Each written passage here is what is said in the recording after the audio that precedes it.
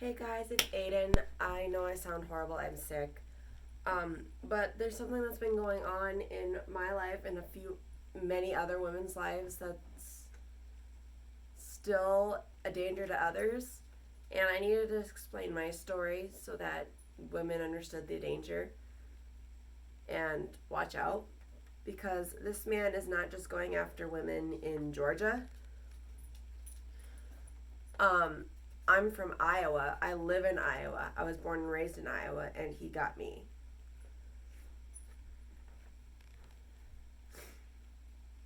And I have notes. That's what I'm looking at. We met a few days before Valentine's Day in 2018. He was sweet, charming, he was a really nice guy, and we started dating that Valentine's Day. He was like, I was 19, he was like 33, 34, but I wasn't too concerned. I still felt pretty safe. I still felt that I could still say no to my situation. So I didn't really set off alarm bells yet.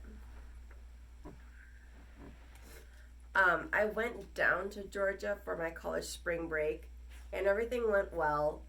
Um, I met his family. He came from a rich family, so I felt a little bit more safer because it's like people with money don't usually do that, is my thinking. I was 19, I was naive.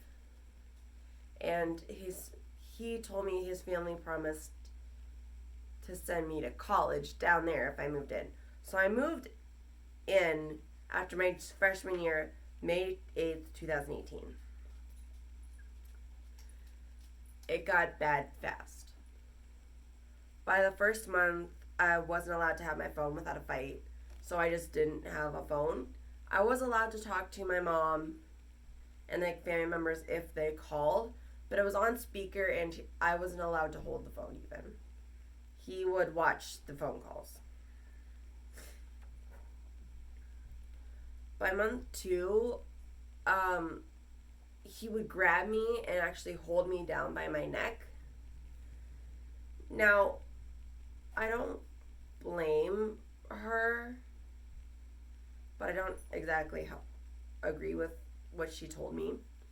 My mother was in an abusive relationship at the same time as well, and I didn't really think about it. And the few times I was trying to be like, I need out now, I am already seeing alarm bells. Um, my mom was like, "No, you need to work through it. It's gonna be okay." I'm like, "Okay." By this time, I was made to work at a strip club in Panama City. Um, we would go down every weekend, and I was made to work. I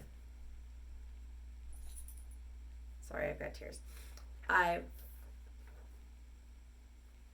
didn't want to do it. I fought going. I was like, please don't make me. I don't want to be there. By month three, this is July,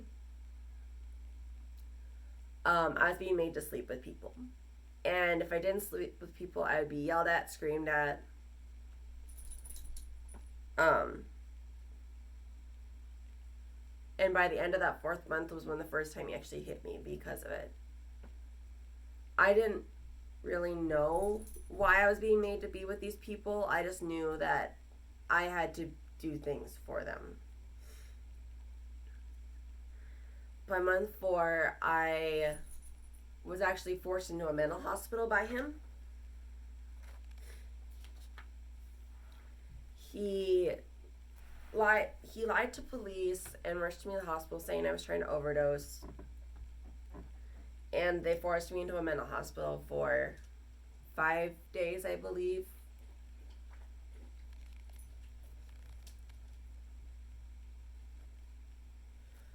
Um,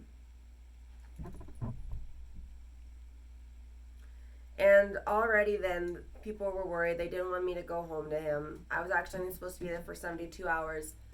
They made me stay longer because they didn't think it was safe. It was it was very traumatic, but it helped me learn a little bit more. By month five, I was being choked daily to the point I was passing out. He would choke me, pass out, and do whatever he wanted. He would laugh at being hurting me. He tried pushing me out of a moving vehicle to, I don't know what. I still don't understand why he did it. At this point, I also felt it was my fault. But I also knew that he had marks on him because I fought back. And I do admit that probably doing the fighting back didn't help my case more. But I needed to be able to get out of the situation if I felt safe.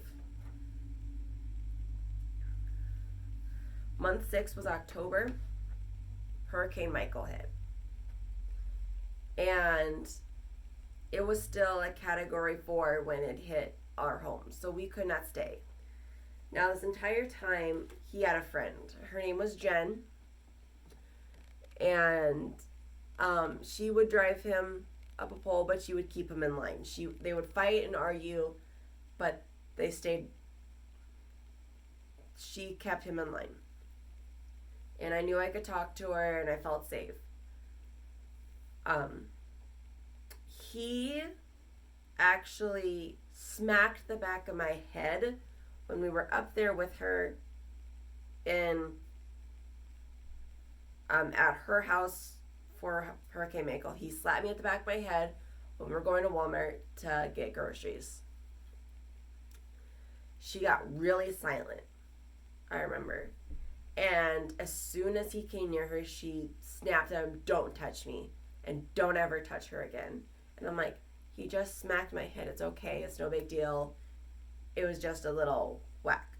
I thought like a Gibbs smack. It was just nothing. But when I got home, she was like, that was abuse just in itself. And that is not okay. So this time I showed her the bruises. I had a bruise across my throat. I had a bruise across my chest.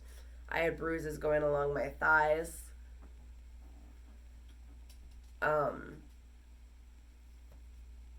She freaked out. She told me I was not allowed to go with him. She lived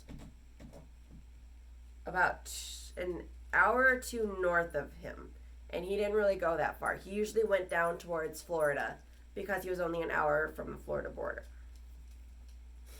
So he screamed and yelled and threw a fit, but in the end, I was forced to go with him anyway because he woke me up before anyone else got up and just took me out. Even though it was still, like, power was still out everywhere. The gas station,